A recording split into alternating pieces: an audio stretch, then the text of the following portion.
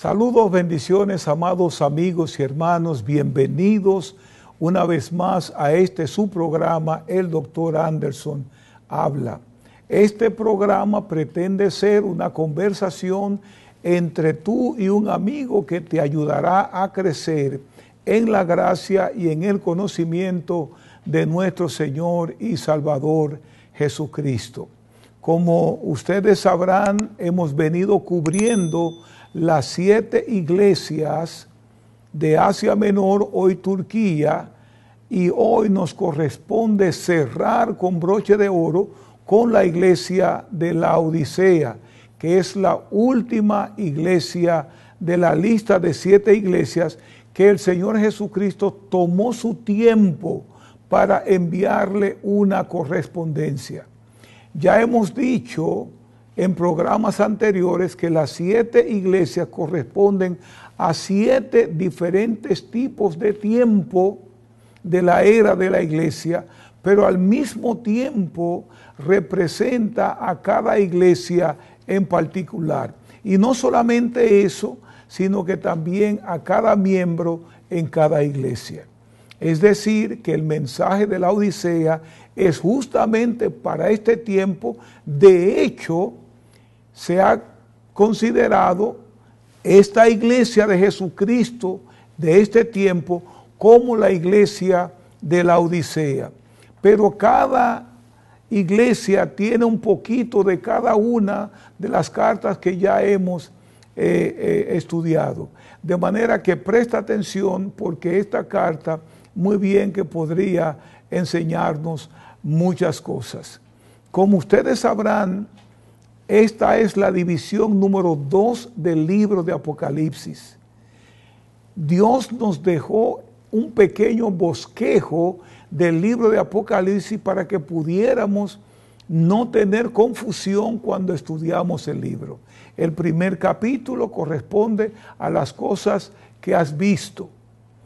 El capítulo 2 y el capítulo 3, que representan el periodo más largo de la era de la iglesia, están reducidas aquí en estos 2 capítulos. Y más adelante, después de hoy, estaremos estudiando los capítulos del 4 hasta el 22, que es la tercera división del libro de Apocalipsis. Pero hoy nos quedamos aquí con la Odisea. Vamos a poner un fundamento para que podamos entender esta iglesia, porque esta iglesia es la iglesia llamada la iglesia tibia, la iglesia que provoca a Jesucristo al vómito.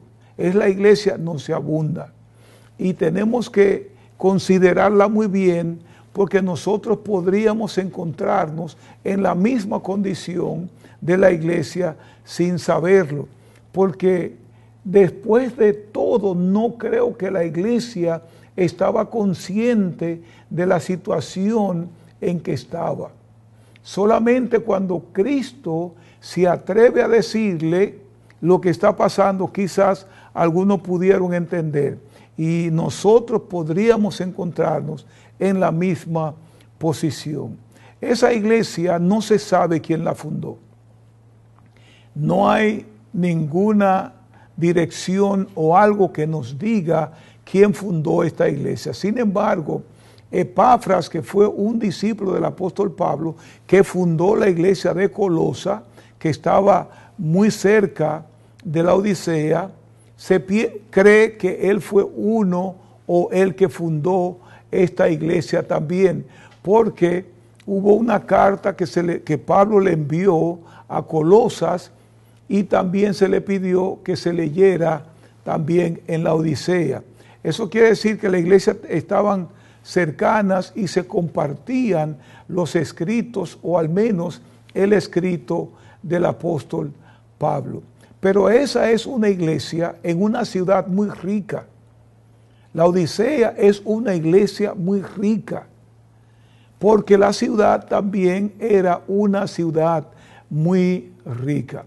Ellos vivían de la textilería, ellos también tenían un sistema bancario muy bueno, Además de eso, ellos tenían un centro médico muy grande donde se hacían algunos ungüentos para los oídos y también crearon un ungüento para los ojos, el colirio para los ojos. Y ahora que menciono este elemento aquí, el colirio, debo decirles, amados amigos y hermanos, que en cada una de las cartas que Jesús escribió a cada una de esa iglesia, reconstruyó su mensaje alrededor de la iglesia o de lo que estaba pasando alrededor de la iglesia. Jesús buscó hablarle de su propio ambiente, de algo que ellos conocían muy bien. Y cuando Jesús tuvo que hablar y decirle algunas cosas a la iglesia de la Odisea, ellos no tuvieron ningún problema en establecer el concepto de lo que Jesús le estaba diciendo. Ahora, ¿dónde estaba la iglesia de la Odisea? La Odisea estaba en medio de dos pueblos, Hierápolis y Colosas. Cada uno de esos pueblos tenía un sistema de acueducto, pero la Odisea no tenía acueducto, no tenía un sistema de agua.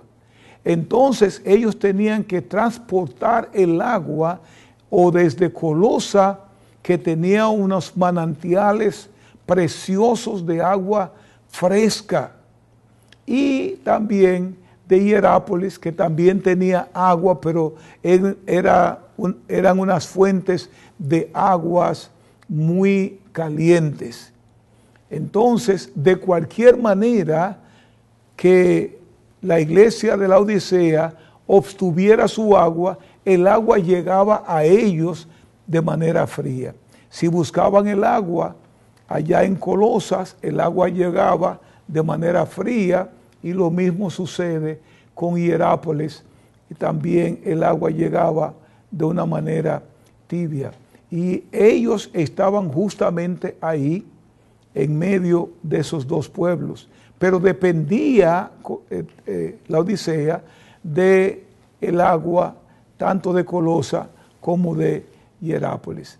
Aunque era un pueblo y una iglesia muy rica, ellos escaseaban de eso. Y les menciono esto porque más adelante vamos a ver las declaraciones de Jesús y por qué Jesús lo condena de esa manera. Ahora, hay otra cosa que nosotros podemos decir, y es que durante un tiempo de terremoto, la ciudad de la Odisea fue prácticamente destruida. Pero ellos eran tan ricos que cuando el gobierno romano trató de reconstruir la ciudad, ellos le dijeron que no al gobierno romano, que ellos construirían su ciudad, y así lo hicieron.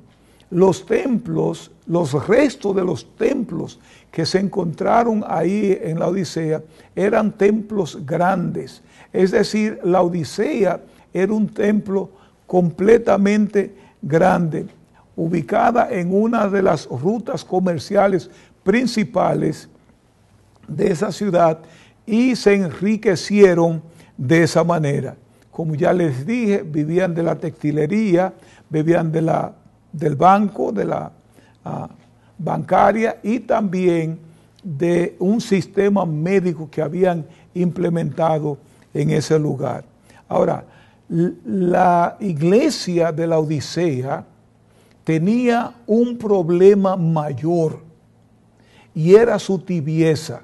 Era que la iglesia vacilaba con las cosas que tenían que ver con Dios, y Jesús tuvo que llamar a esa iglesia tibia precisamente por eso. Ahora, hay dos razones por la tibieza de esa iglesia.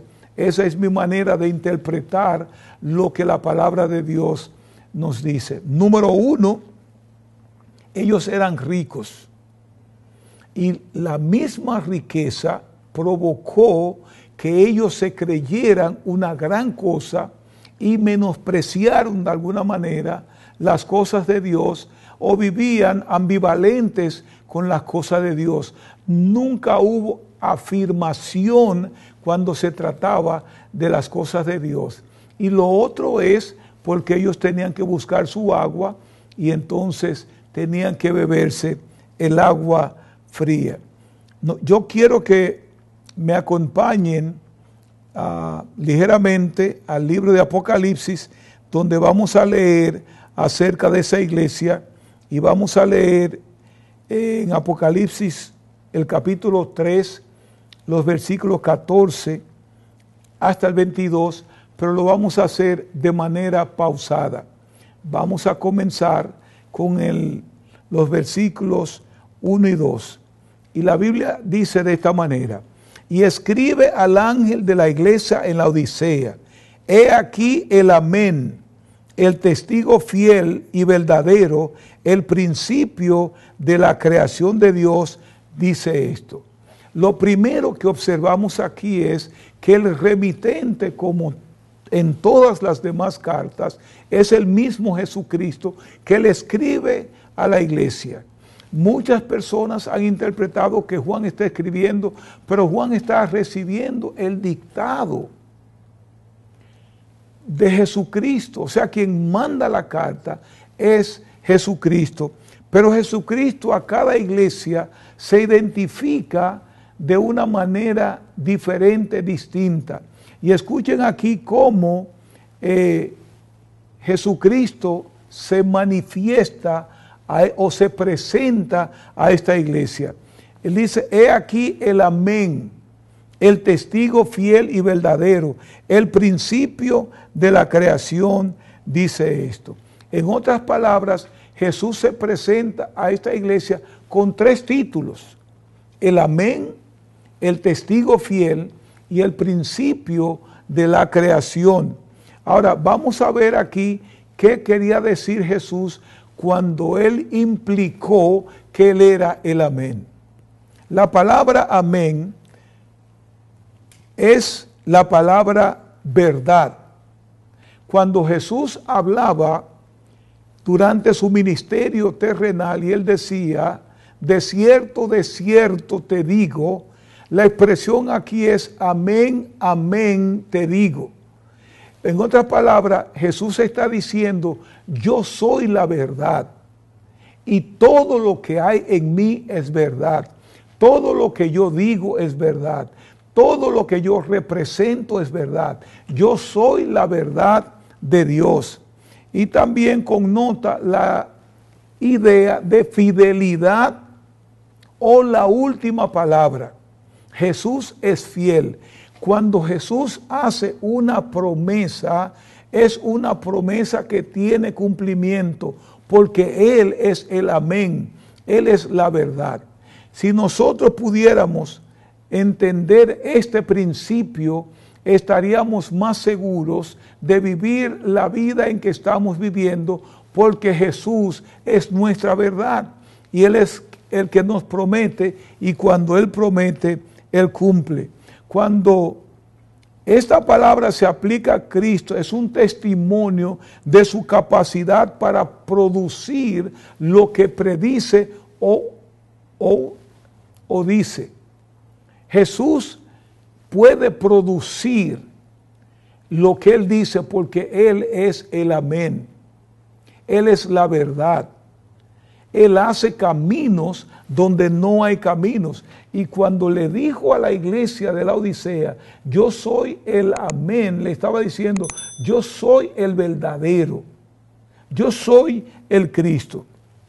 Eso quiere decir que cada promesa de Dios tiene su cumplimiento, porque Él no es hijo de hombre para mentir, ni tampoco para arrepentirse.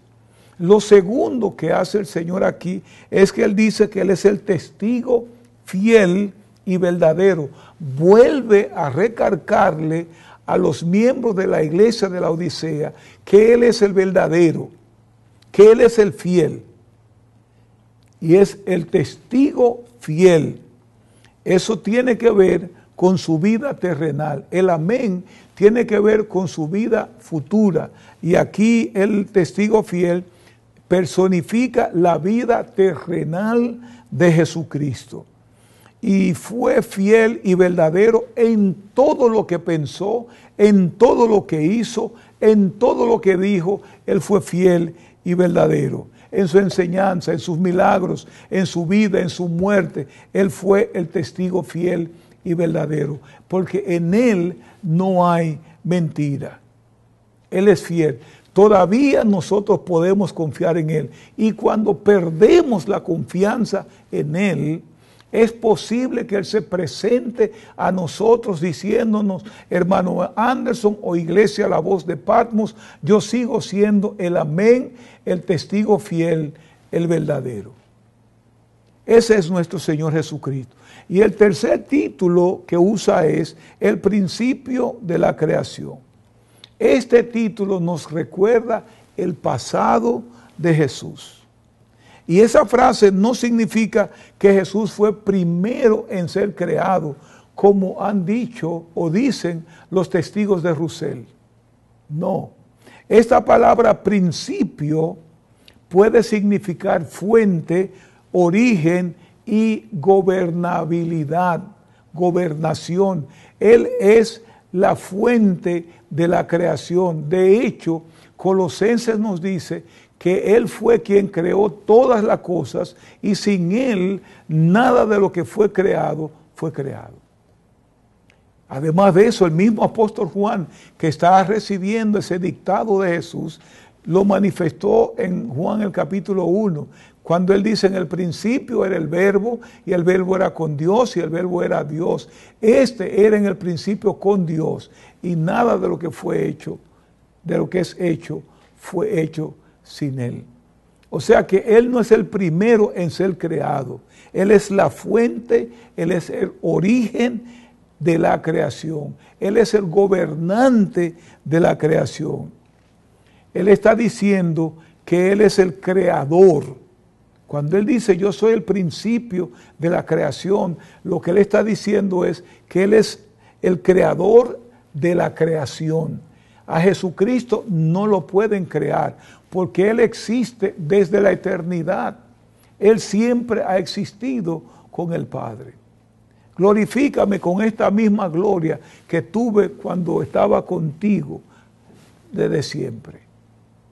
En otras palabras, Él es el creador del tiempo, Él es el creador del espacio, Él es el que confirma todas las cosas. Cuando Juan dice que Él estaba en el principio, Él está usando la misma palabra arche que está usando Jesucristo en su dictado al apóstol Juan para la iglesia de la Odisea. Todas las cosas fueron creadas por Él, y sin Él nada de lo creado fue creado. Ahora, yo voy a decirle algo a ustedes que es estremecedor, que no aconteció con ninguna de las otras iglesias. Esta es la única iglesia que Jesús no tiene unas palabras de elogio, una palabra de encomio, no tiene nada. Jesús fue de presentarse, como ya dijimos, como el amén, el testigo fiel, y también el principio de la creación, a la condenación o a la reprensión de la iglesia de la Odisea. Él siempre encontró algo que decir de las demás iglesias, pero de esta no tuvo nada que decir. Escuchen los encomios o elogios de las demás iglesias. A Éfeso le dijo: yo conozco tus obras, tu arduo trabajo y paciencia, y que no puedes tolerar a los malos, y has probado a los que se dicen ser apóstoles y no lo son, y los has hallado mentirosos, y has sufrido, y has tenido paciencia, y has trabajado arduamente por mi amor y mi nombre, y no has desmayado. Eso le dijo a la iglesia de Éfeso.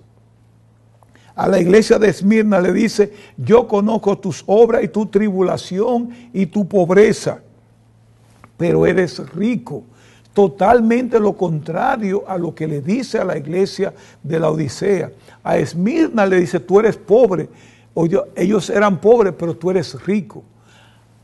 A la Odisea le dice, tú eres rico, pero eres pobre.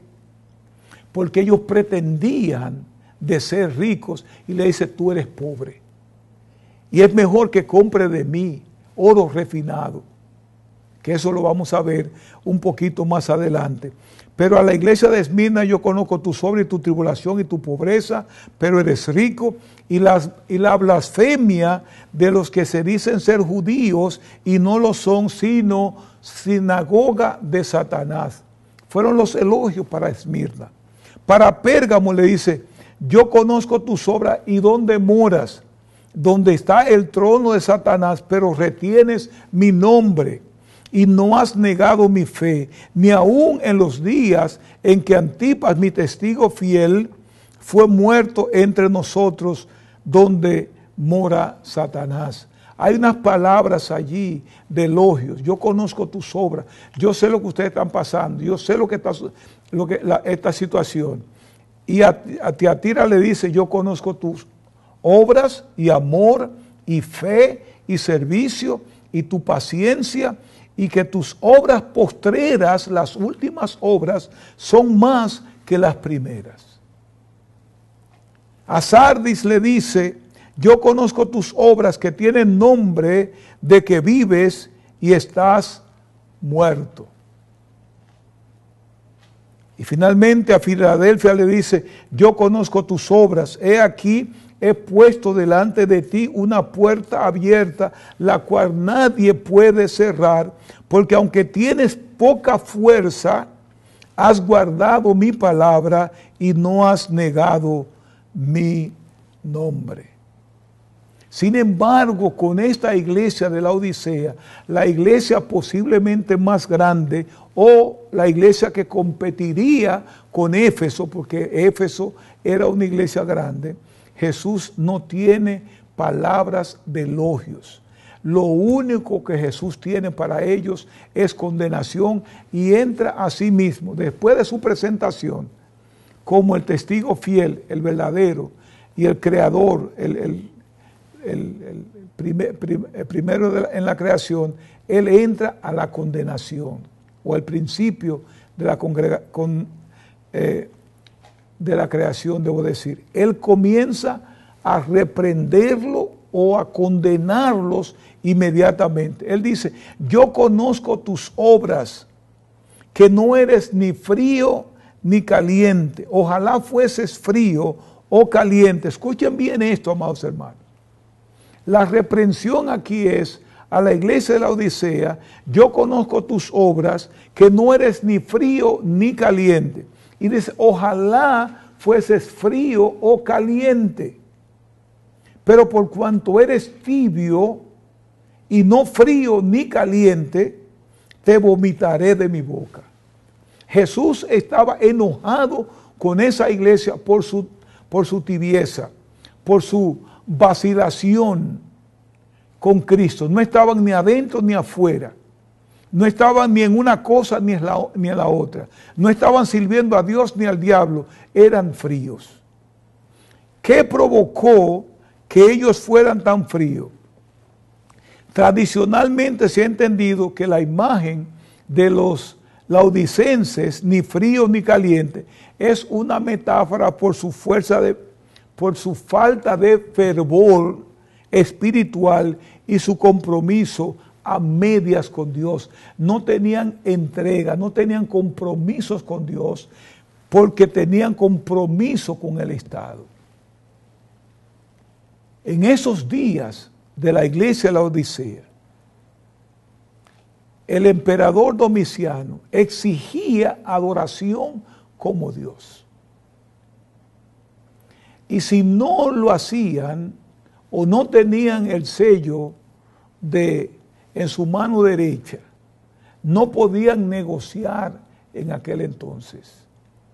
Y ellos tuvieron problemas en ese sentido y no estaban total y completamente dedicados a Dios. No había fervor, no había pasión en ellos para las cosas que tenían que ver con Jesucristo. Y Jesucristo estaba muy molesto con ellos. No eres frío ni caliente. También pudo Jesucristo haberse referido a la situación que ellos tenían con el agua. Porque cuando traían el agua de Colosa, entonces el agua llegaba tibia, aunque el agua allá en Colosa era un manantial fresco de agua. El agua llegaba tibia allí a la Odicense. Y aun cuando el agua viniera caliente de Hierápolis, llegaba también tibia a la Odisea. O sea, de cualquier manera, ellos eran tibios. Entonces, esas dos situaciones pudo haber sido la referencia de Cristo para la iglesia de la Odisea. Tú eres frío. Yo quisiera que tú fueras o frío o caliente. Uno habría pensado que Jesús no quiere que tú seas frío. Sin embargo, Él le dice a ellos, ojalá fueses frío o caliente. ¿Por qué Dios prefiere que tú seas frío? Porque Él entendía y sabía que ellos entendían lo que era beber un agua tibia. Cuando tienes un agua fresca, esa agua quita la sed, te refresca. Sin embargo, si el agua es caliente, también es medicinal. Y ellos tenían una escuela de medicina y sabían muy bien lo que Jesús le estaba diciendo. El agua caliente servía para asuntos medicinales.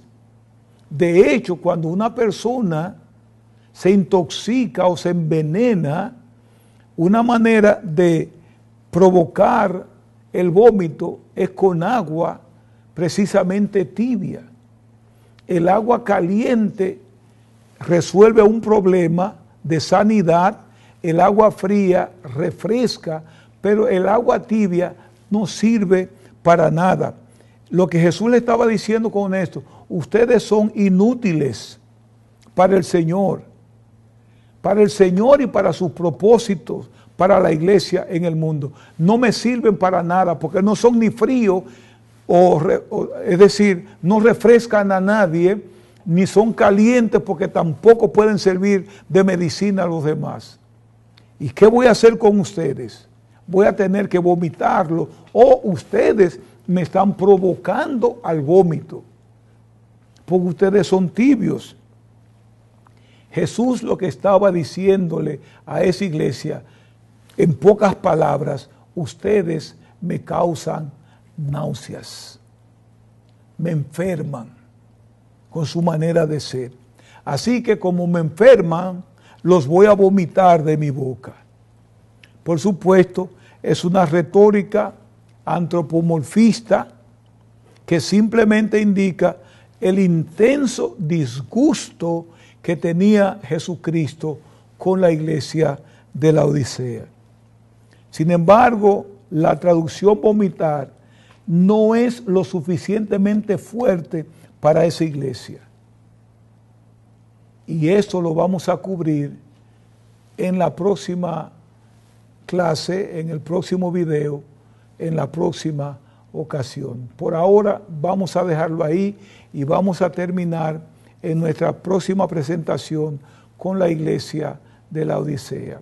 Sobre toda cosa guardada, guarda tu corazón, porque de él mana la vida.